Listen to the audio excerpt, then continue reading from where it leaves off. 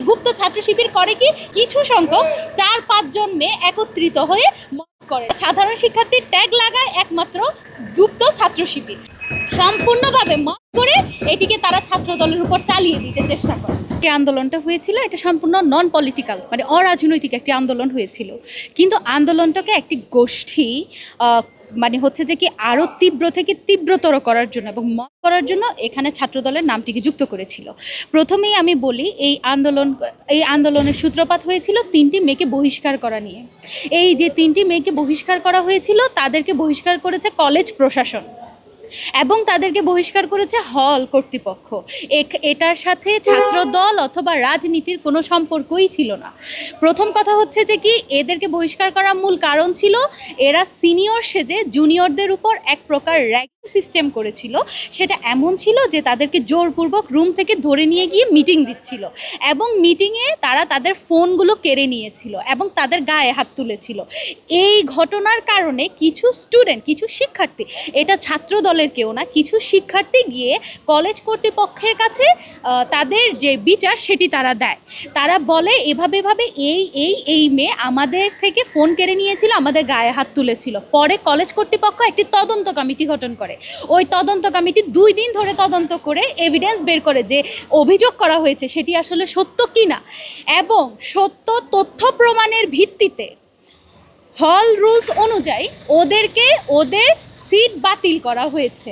কিন্তু তারা ছিল নিষিদ্ধ সংগঠনের সাথে যুক্ত এবং গুপ্ত সংগঠন। আগে ছিল নিষিদ্ধ সংগঠন ছাত্রলীগের সাথে যুক্ত, এখন বর্তমানে তারা হচ্ছে গুপ্ত। ওই প্রভাব বা ওই অবস্থান থেকে তারা কি করলো, একটা মব ক্রিয়েট করার চেষ্টা করলো। তারা আবারও সবাইকে জোরপূর্বক ডেকে নিয়ে গিয়ে রাস্তায় নামিয়ে হলের তালা ভেঙে বের হয়ে তারা একটি মব করলো। তাদের স্পেসিফিক পরিচয় ওই যে 3টি মেয়েকে বহিষ্কার করা হয়েছে, এই 3টি মেয়ে তারা অতীতে ছিল ছাত্রলীগের সাথে যুক্ত এবং একই কলেজে এই যে সরকারি তিতুমির কলেজের নিষিদ্ধ সংগঠন যে ছাত্রলীগের যে প্রেসিডেন্ট এবং সেক্রেটারি ছিলেন রিপন এবং জুয়েল, তারা দুইজনেই তাদের যে তাদের কর্মীর পরিচয় দিয়ে তারা কালকে রাত্রেবেলা পোস্ট করেছেন যে তারা আগে আমাদের কর্মী ছিল, এখন তারা হচ্ছে যে কি প্রভাব খাটাচ্ছে, আমরা নাই কিন্তু আমাদের কর্মীরা ঠিকই প্রভাব খাটাচ্ছে। বর্তমানে তাদের পরিচয় তারা সাধারণ শিক্ষার্থীর ট্যাগ লাগিয়ে চলাফেরা করে, কিন্তু তারা সাধারণ শিক্ষার্থীর ট্যাগ লাগায় একমাত্র এই যে গুপ্ত ছাত্র শিবির।